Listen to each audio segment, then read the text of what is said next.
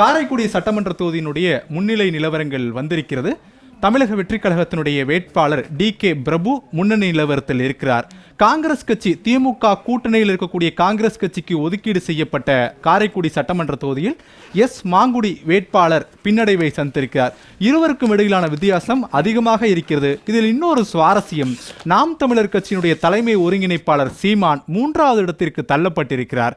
234 தொகுதிகளிலும் தன்னிச்சையாக போட்டியிடக்கூடிய நாம் தமிழர் கட்சியினுடைய முதலமைச்சர் வேட்பாளராக பார்க்கப்பட்ட நாம் தமிழர் கட்சியினுடைய தலைமை ஒருங்கிணைப்பாளர் சீமான் 3வது இடத்திற்கு தள்ளப்பட்டிருக்கிறார். 1770 வாக்குகள் மட்டுமே பெற்றிருக்கிறார் நாம் தமிழர் கட்சியினுடைய வேட்பாளர் சீமான்.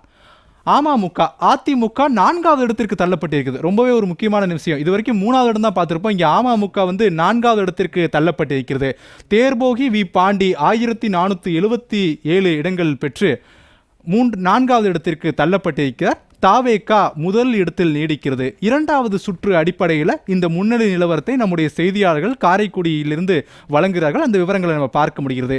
தாவேகாவுக்கும் திமுக கூட்டணிக்கும் இடையிலான வாக்கு வித்தியாசம் என்பது 3626 வாக்குகள் வித்தியாசம் இருக்கிறது. இது மிகப்பெரிய வித்தியாசம். 2வது சுற்று அடிப்படையிலே பல இடங்களில் தாவேகா முன்னணியில் வரக்கூடிய நிலையில் காரைக்குடி சட்டமன்ற தொகுதியில் தாவேகா வேட்பாளர் முதலிடத்தை பெற்றிருந்தாலும் முதலமைச்சர் வேட்பாளராக அறிவிக்கப்பட்ட சீமான் 3வது இடத்திற்கு தள்ளப்பட்டிருக்கிறார். ஐயா தொடரலாம். ஒரு எவ்வளவு பெரிய தாந்தோன்றித்தனமான ஒரு நபருங்கிறதுக்கு இது ஒரு சான்று. புரட்சித் தலைவர் வேடமிட்ட ஒரு கலைக்குழு அவர் காலில் விழுந்து கும்புறாரு. யார் நின்றுட்டு ரசிக்கிறாருன்னு பாருங்க. எல்லாம் தலைவர்கள ஆட்கள். உதயகுமார், ராஜன் செல்லப்பா. இதை விட ஒரு கொடுமையான நிகழ்வு வேற தேவையில்லைன்னு நினைக்கிறேன். அம்மாவை இராணுவ வண்டியிலிருந்து தள்ளி விட்டவர். அம்மா புகைப்படம் பின்னாடி எப்படி அவர் நிற்கிறாருன்னு பாருங்க. இது இந்த ரெண்டை விட இன்னும் நிறைய இருக்கு. இதுதான் காரணம். இந்த இயக்கம் அந்த அளவுக்கு போனதுக்கு காரணம். எதையெல்லாம் செய்யக்கூடாதோ அதையெல்லாம் எடப்பாடி பழனிசாமி செய்தார். எதையெல்லாம் செய்ய வேண்டுமோ அதையெல்லாம் செய்ய தவறினார். அதுதான் அதிமுகவுடைய வீழ்ச்சிக்கும் தோல்விக்கும் காரணம் அப்படின்றீங்க. சரி, ஆனா மாற்று திமுகவுக்கு மாற்று அதிமுகங்கிற நிலைமை போயிட்டு இன்னைக்கு தேர்தல் முடிவுல இப்போ பஸ்ஸில் நீங்கள் கூட பேசிட்டாங்கன்னு சொன்னீங்க. போகும்போது இந்த பஸ் வரும்போது அந்த நிலைமைக்கு ஜனங்க வர்றதுக்கு காரணம் இந்த எடப்பாடி தான். இல்லைன்னா இந்த திமுகவுக்கு மாற்றுங்கிறது அனைத்து இந்திய அண்ணா திராவிட முன்னேற்ற கழகம் கண்டிப்பா. தலைவர் அப்படி தான் வச்சிருந்தாரு, அம்மா அப்படி தான் வச்சிருந்தாங்க. என்னைக்கு தியாக தலைவி சின்னம்மா பிறந்தனாரோ இதை விட இனிமேல் 10 தோல்வின்னு தான் எல்லாம் சொல்லியிருக்காங்க. 11 தோல்வி அவர். இது 12வது தோல்வி. ஒரு தோல்வி அவர் சொந்த வார்டில் தோற்றதை பற்றி யாருமே பேசுறதே இல்லை. 23வது வார்டு ஒரு நெடுஞ்சாலை நகர் சேலம். அதில் கடந்த முறை தேர்தல் நடந்தப்போ அனைத்து இந்திய அண்ணா திராவிட முன்னேற்ற கழகத்தினுடைய தேவதுன்னு சொல்லிட்டு அவர் ஜெயிக்கிறார். 2000 சில்லற ஓட்டில் ஜெயிக்கிறார். இப்போ மகளிர் வார்டாக மாறும்போது அவர் மகளை நிறுத்துறாரு. இவர் குடியிருக்கிற வார்டு நெடுஞ்சாலை நகர் 23வது வார்டு சேலம். 1400 சில்லற ஓட்டில் திமுக ஜெயிக்குது. சொந்த வார்டுலேயே அவர் தன்னை நிலைநிறுத்த முடியல. ஒரு முதலமைச்சராக இருந்தவர், ஒரு எதிர்கட்சி தலைவராக இருந்தவர் தன்னுடைய சொந்த வார்டில் இரட்டை இலை சின்னத்தை ஜெயிக்க வைக்க முடியல. தார்மீக பொறுப்பேற்று சின்னம்மாவை ஜானகிமா மாதிரி ஒதுங்கணும்னு சொன்னாங்க. இந்த நேரத்தில் நான் அனைத்து இந்திய அண்ணா திராவிட முன்னேற்ற கழகத்தை பெயர் சூட்டி தோற்றுவிச்சவருடைய தங்கை மகன் அனகாபுத்தூர் ஸ்ரீ ராமலிங்கத்தினுடைய தங்கை மகன், ஒன்றுவிட்ட தங்கை மகன்.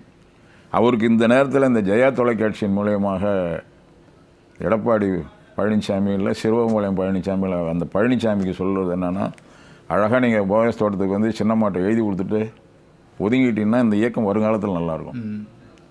அதுதான் இந்த நேரத்தில் அவருக்கு தனிப்பட்ட முறையில் சொல்லக்கூடிய ஒரு கருத்துன்னா, ஒரு சீனியர் தொண்டனா கட்சிக்காரனா சொல்கிறது அதுதான் அவருக்கு வேண்டுகோள். நம்ம தொடர்ந்து பேசலாம். தற்போதைய மற்றொரு அண்மை செய்தி நமக்கு கிடைக்க பெற்றிருக்கிறது.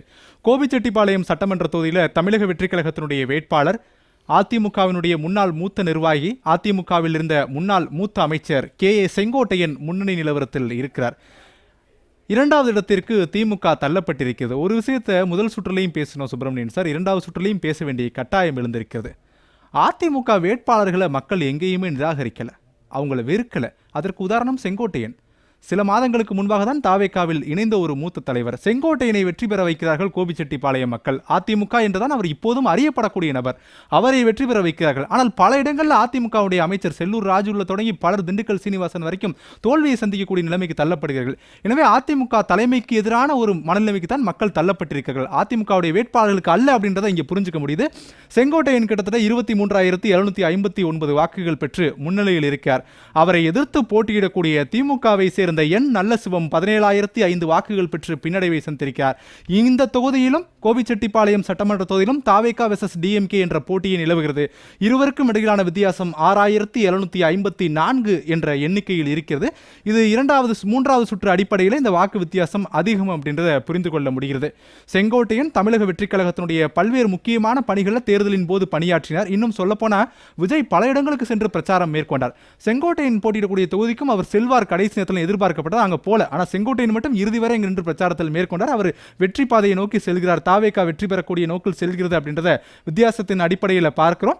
23,759 வாக்குகள் பெற்று செங்கோட்டையன் முன்னிலையில் இருக்கிறார். தமிழக வெற்றிக் கழகத்தினுடைய வேட்பாளர் திரு கே.ஏ. செங்கோட்டையன் அவர்கள் முன்னிலை அப்படின்றத பார்க்க முடிகிறது. திமுக இரண்டாவது இடத்திற்கு தள்ளப்பட்டிருக்கிறது. 17,005 வாக்குகள் பெற்றிருக்கிறார்கள். தாவேகா வெர்சஸ் டிஎம்கே போட்டியில வித்தியாசம் 6,754 வாக்குகள் வித்தியாசமாக இருக்கிறது. திமுக கோபிச்செட்டிப்பாளையம் சட்டமன்ற தொகுதியிலும் பின்னடைவை சந்தித்திருக்கிறது. அதிமுகவினுடைய வேட்பாளர் கோபிச்செட்டிப்பாளையம் அதிமுகவுடைய கோட்டைகளில் ஒன்றாக கருதப்படக்கூடியது. அங்கே மூன்றாவது இடத்திற்கு தள்ளப்பட்டு விட்டது. 13,836 வாக்குகள். செங்கோட்டையனுக்கும் அதிமுக வேட்பாளருக்கும் வித்தியாசமே 10,000 வாக்குகள் வித்தியாசம். அது 3 சுட்டுக்கள் அடிப்படையிலே. மக்கள் ஏதோ ஒரு விஷயத்தை எடப்பாடி பழனிசாமிக்கோ அதிமுகவுக்கோ தெளிவாக சொல்ல ஆரம்பிச்சிட்டாங்க. இது நிலைமை சரியில்லை அப்படின்றது தேர்தலுடைய முடிவுகள் தான். நாம் தமிழர் கட்சியினுடைய வேட்பாளர் எம்.கே. சீதாலட்சுமி அவர்கள் 1,724 வாக்குகள் பெற்று முன்னணி நிலவரத்தில்